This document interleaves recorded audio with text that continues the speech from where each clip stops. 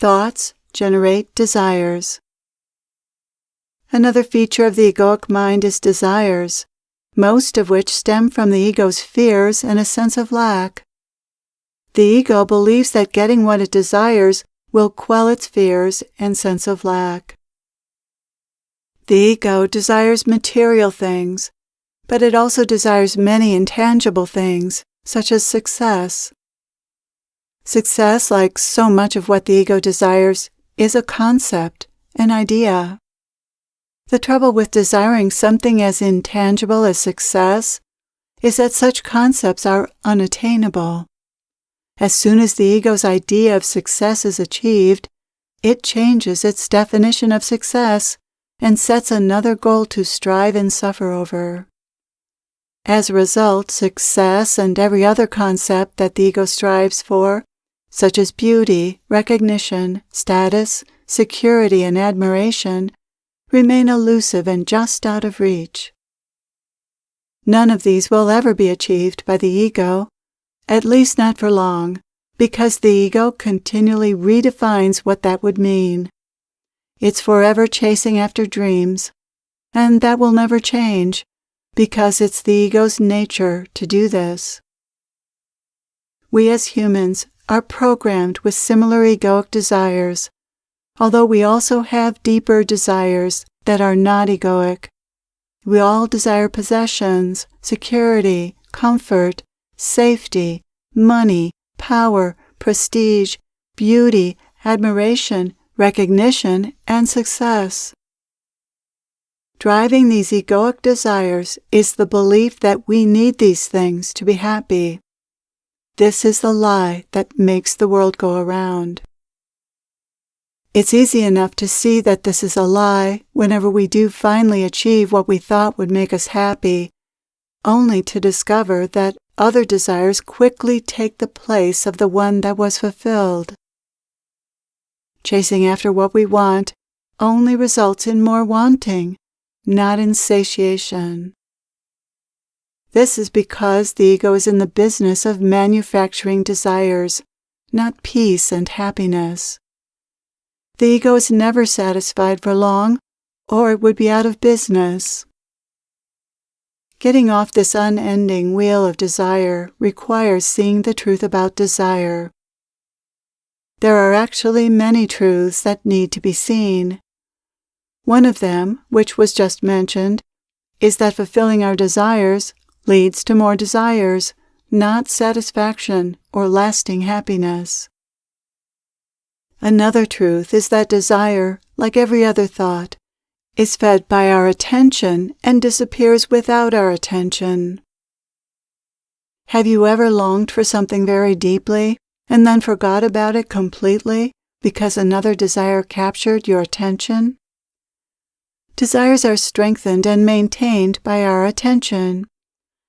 If you want to be without the pain and stress of desiring, then stop thinking about what you desire.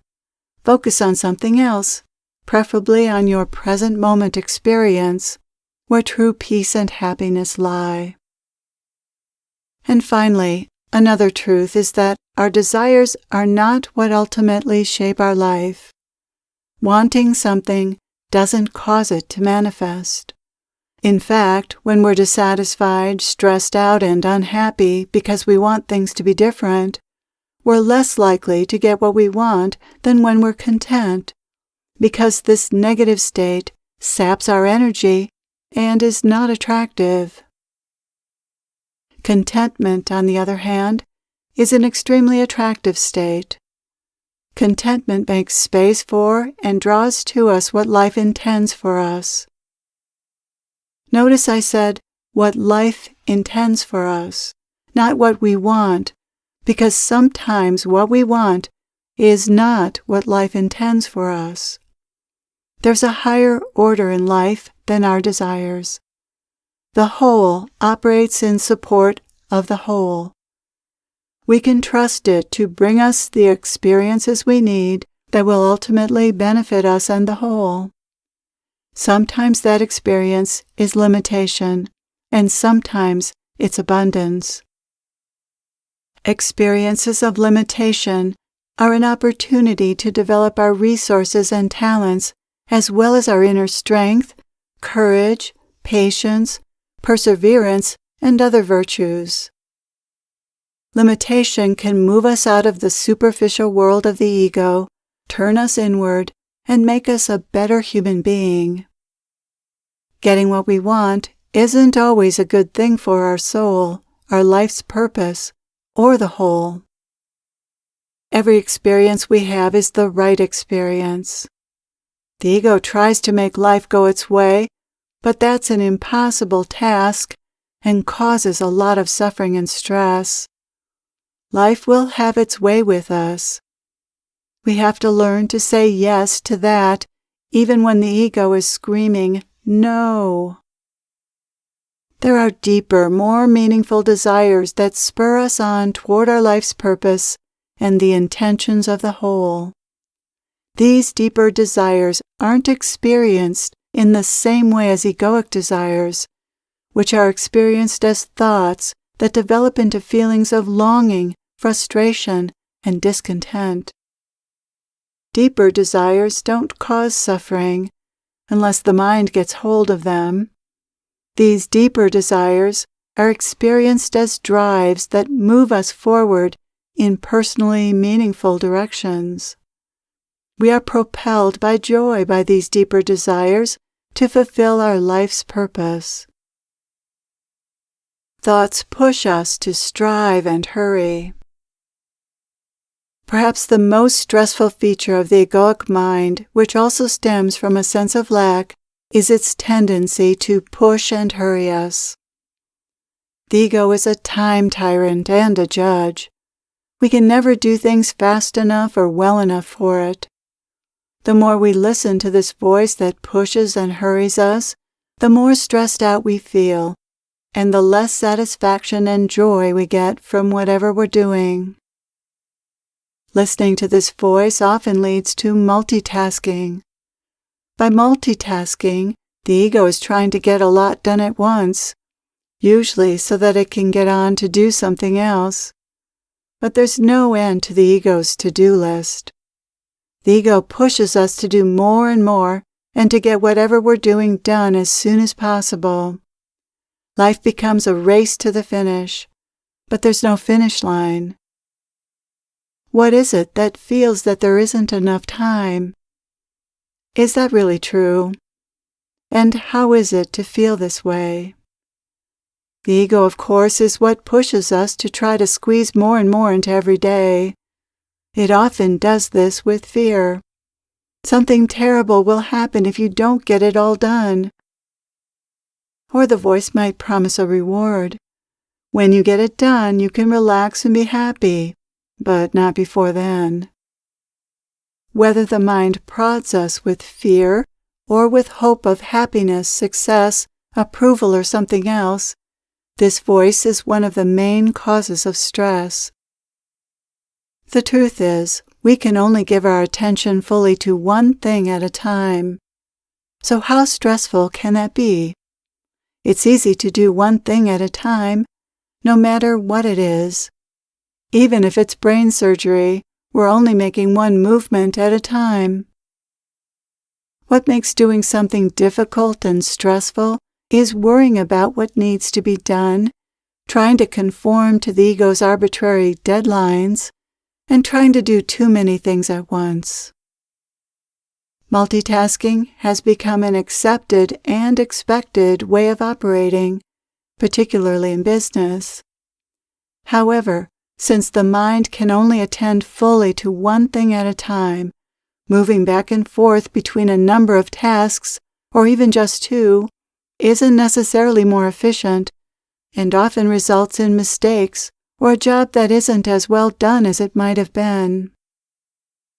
Even when multitasking is more efficient, and there are times when it is the stress involved in trying to keep track of a number of things at once and trying to get them done quickly worth it? The next time you're hurrying or multitasking, notice how your body feels. Our bodies tense up when we hurry or try to do too much at once. This tension is often expressed as anger, such as road rage, crankiness, or complaining. Stress puts our body into fight or flight. This explains why anger, which is a fighting response, is so common when we feel stressed. What's more important, getting things done as fast as you can, or experiencing what you're doing and enjoying it while you're doing it? The trouble with doing a number of things at once is that we usually aren't fully present to any one of them. Instead, we're hurrying and not enjoying ourselves. But when we slow down and are fully present to what we're doing, a natural enjoyment arises.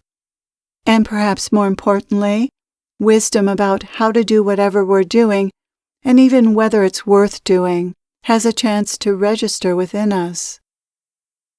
When we slow down, we make space for our own inherent wisdom to arise and take charge of the activity.